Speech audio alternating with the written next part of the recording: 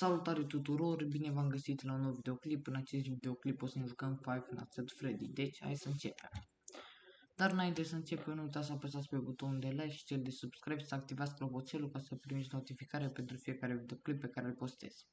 Da, deci în videoclipul anterior am terminat prima seară și acum am rămas aici suntem la noaptea a doua.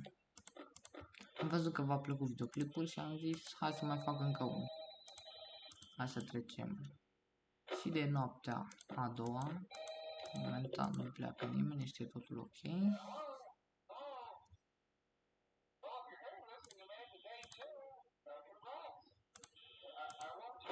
Hai, ne uităm aici pe camere.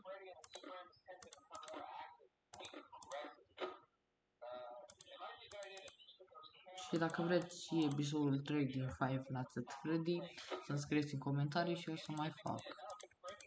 La videoclipul anterior am avut o susținere medicică, nici prea bine, dar a fost ok. Am văzut că v-a plăcut și am zis hai să mai postăm încă un videoclip. Mamă, ce m-a speriat. Era acolo iar Bonnie pe el. Se uita la noi.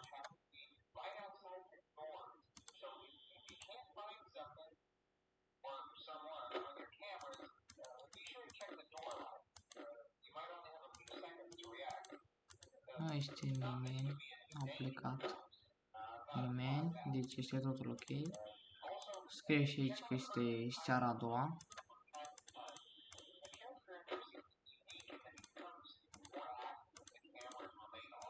Nu este nimeni. Mamă, este Bonnie. Este Peach pe undeva. Lăsăm pe ăla să vorbească. Și mi-ați scris în comentarii la videoclipul anterior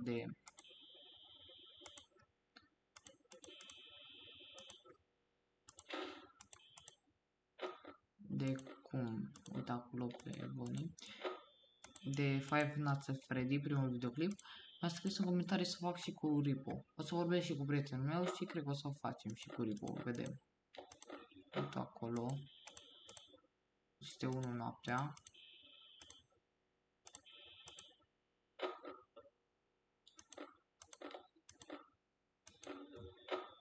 Am luat cam tare Bonnie. A venit cam rapid. Știți că în primul videoclip n-a venit deloc. Dar acum este 1 dimineața și Bonnie vine pe la mine. Bine, pardon, 1 noaptea, o zi dimineața. Și nu-mi place că vine pe la mine.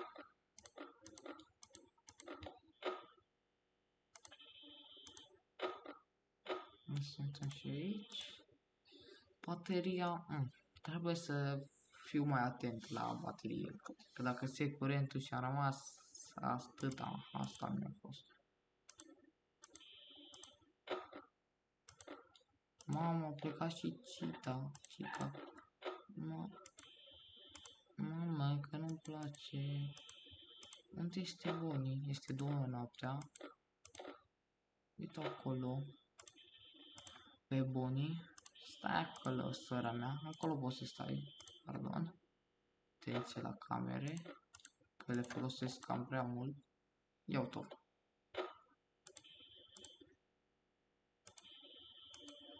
Este 2 noaptea și nu s-a luat jumate din baterie. Mamă.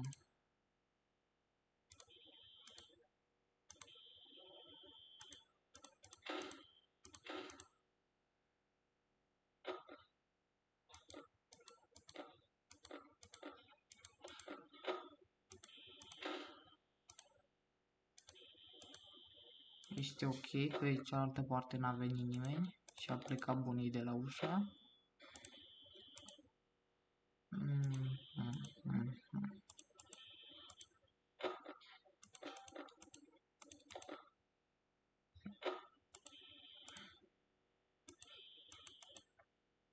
Este 2 noaptea.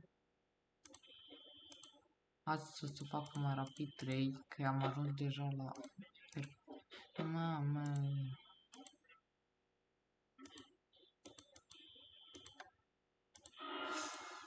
Dar ce castă? Nu ți se pare că...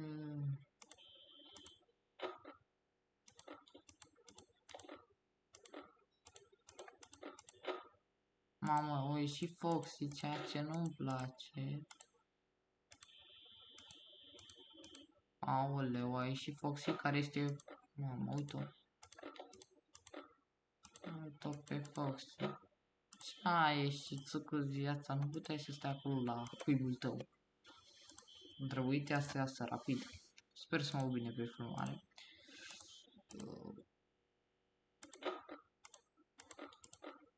Dacă am văzut că și videoclipul cu Clash Royale în care am cumpărat PS-ul și am băgat bani în joc să mai iau ofertă, v-a plăcut? Și mâine, nu știu cum vedeți voi videoclipul acesta, dar mâine o să postez iarăși un videoclip cu Clash Royale. Mamă, este ok. Hai cu 4 dimineața mai rapid, că mi-am 37% baterie. Asta, perfect. 2 ore. Sper să-mi țină bateria. Mamă, bunii te-ai îndepărtat. Care? Foxy a ieșit pe coridor, ceea ce...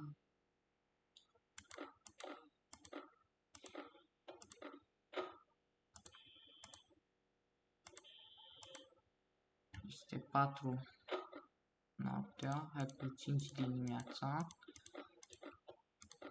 Mamă, ce faci, cica? Mamă.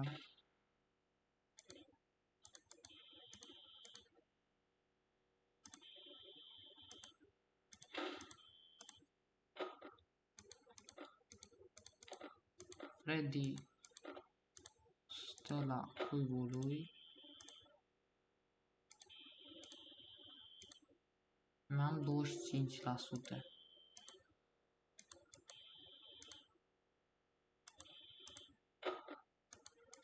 Doamne ajută, sper să scap și noaptea aceasta.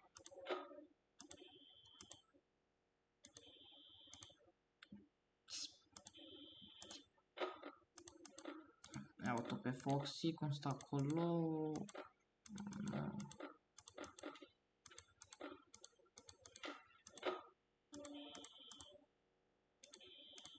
A tăiat cineva camerele, este 5 dimineața și o mai am... Uit că... Mamă... Că a tăiat camerele. Uite-o pe Foxy.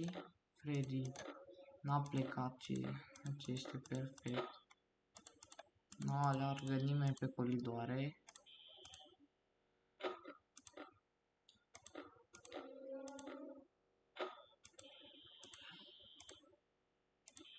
La mine la ușă nu este nimeni. Am 13%. Hai că cred că pot să termin și noaptea aceasta. Moto pe Foxy, stai acolo. Că stai bine.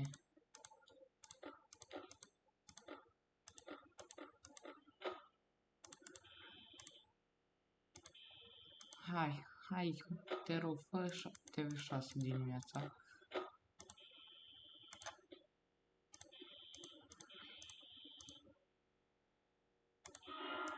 Opa.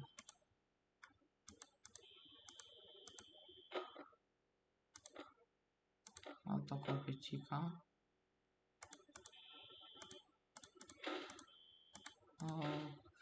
Nu, mai am 4%. Doamne ajută, bine m-am terminat și noaptea aceasta. Sper că v-a plăcut, eu am fost Adi și dacă mai vreți cu Fight Night at Freddy 1, o să mai facem. Noi o să ne revedem, uite aici noaptea 3, dar eu nu o să mai fac noaptea 3, noi o să ne revedem data viitoare. Pa, pa!